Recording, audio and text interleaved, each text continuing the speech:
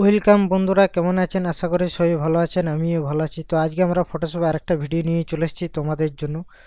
তো দেখতে পাচ্ছেন, তো এটা প্রোডাক্ট ডিজাইন। এই ডিজাইনটা আমি কিভাবে করেছি আজকে তোমাদের সাথে শেয়ার করব, সম্পূর্ণ বাংলায় স্টেপ বাই স্টেপ ফটোশপে।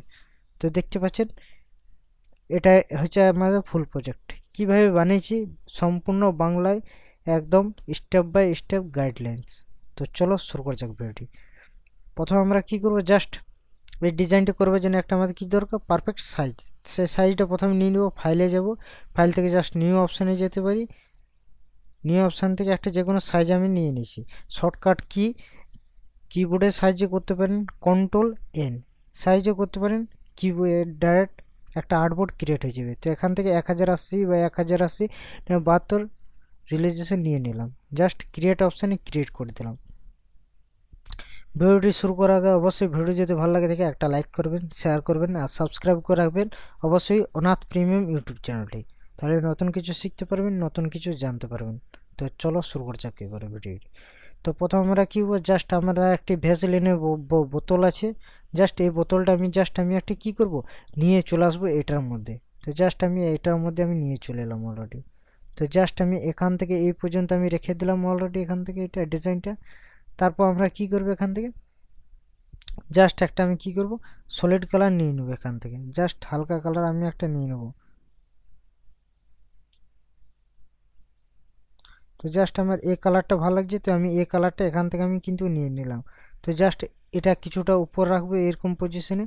রাখার পর আমি কি করব, এটার প্রোডাক্টটা যেটা নিয়েছিলাম এটা এটা জাস্ট আমি একটা এখান থেকে কি করব, কপি করে নিলাম। কপি করার পর Ctrl+T দিয়ে দেবো। Ctrl+T দেওয়ার পর এটা ফ্লিপ অ্যান্ড ভার্টিক্যাল করে দিলাম। আর এটা জাস্ট এইরকম পজিশনে আমি কিন্তু এটার উপর রেখে দিলাম, ডান। ওকে। এরপর আমি কি করব, জাস্ট এটার মধ্যে আমি কি করব, নিউ একটা লেয়ার নিয়ে নিলাম। নিউ একটা কি করব, একটা লেয়ার নিয়ে নিলাম। নিউ লেয়ার নেওয়ার পর এখান থেকে ব্রাশ টুল নিয়ে নিলাম। এটার উপর ব্ল্যাক কালার নিয়ে নিলাম। ব্ল্যাক কালার নেওয়ার পর আমি কি করব, এটা জাস্ট এখান থেকে আমি একটা কি করব, এখান থেকে জাস্ট আমি একটা ব্রাশ টুল নিয়ে নিলাম। ব্রাশের সাইজে জাস্ট আমি এটা হালকা ছোট করে দিলাম থার্ড ব্র্যাকেট দিয়ে। আর এটার উপর আমি কি করব, ক্লিক করে দেবো অলরেডি। সো ডান। ওকে। এটা কি করব, অপাসিটিটা এখান থেকে আমি কমিয়ে দেবো।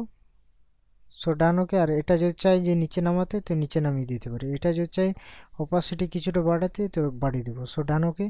এখান থেকে আমি কি করে, জাস্ট নিচের যে লেয়ারটা ছিল আমাদের, নিচের যে ইমেজটা ছিল সেটার উপর আমি কি করবো, মার্কস বাটনে মার্কস করে দেবো।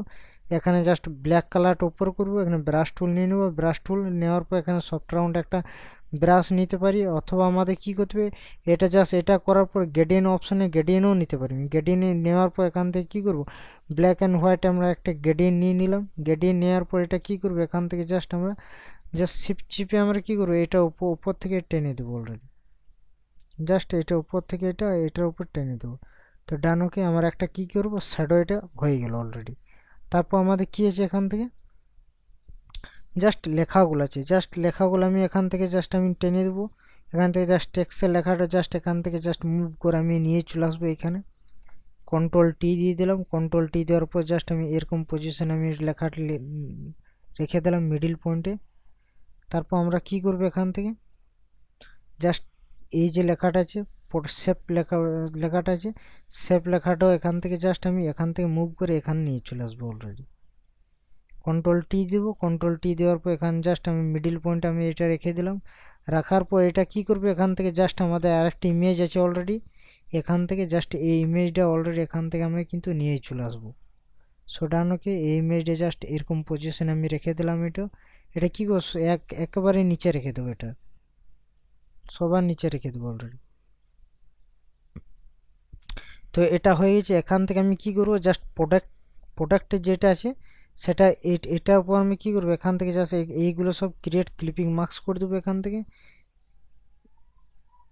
সব এইগুলো কি করবো, ক্রিয়েট ক্লিপিং মার্কস করে দিলাম। আর এটা কি করবো, যে মেন প্রোডাক্টটা ছিল, এই যে মেন প্রোডাক্টটা আছে, সেই মেন প্রোডাক্টের উপর আমি কি করবো, এখান থেকে জাস্ট আমি ব্রাইটনেস অপশানে যাব। ব্রাইটনেস থেকে এটা জাস্ট হালকা আমি এটা কি করবো, ব্রাইটনেস আমি এটা হালকা এখান থেকে আমি দিতে পারি। এখান থেকে বোতলটার কালারটা হালকা চেঞ্জ করতে পারি এখান থেকে। সো ডান। ওকে। এটা হয়ে গেছে এখান থেকে। আর এখান থেকে আমি কি করবো, জাস্ট ভাইব্রেন্সে যাব। ভাইব্রেন্স থেকে এখান থেকে এটা একবার স্যাচুরেশনটা বাড়িয়ে দিলাম, এখান থেকে এটা বাড়িয়ে দিলাম। সো ডান। ওকে। সো আমার ডিজাইন কিন্তু পুরোপুরি কমপ্লিট হয়ে গেছে। সো দেখতে পাচ্ছেন এটা শুধু একটা মকআপ দিয়ে দিলে কিন্তু এই ডিজাইনটা এরকম হয়ে যাবে। আমার মকআপ যে কোনো একটা মকআপ ডাউনলোড করলে আমাদের কিন্তু এরকম ডিজাইন হয়ে যাবে। সো দেখতে পাচ্ছেন বিফোর অ্যান্ড আফটার। তো ভিডিওটি যদি ভালো লাগে থাকে অবশ্যই একটা লাইক, শেয়ার, কমেন্ট এবং সাবস্ক্রাইব অবশ্যই করে রাখবেন অনাথ প্রিমিয়াম ইউটিউব চ্যানেলটি। সাবস্ক্রাইব করে রাখবেন। তো চলো নেক্সট টিউটোরিয়াল খুব তাড়াতাড়ি নিয়ে আসবো। সঙ্গে থাকবেন, ভালো থাকবেন, সুস্থ থাকবেন আর ভিডিওগুলোকে বারবার প্র্যাকটিস করবেন, তাহলে নতুন কিছু শিখবেন, নতুন কিছু জানবেন।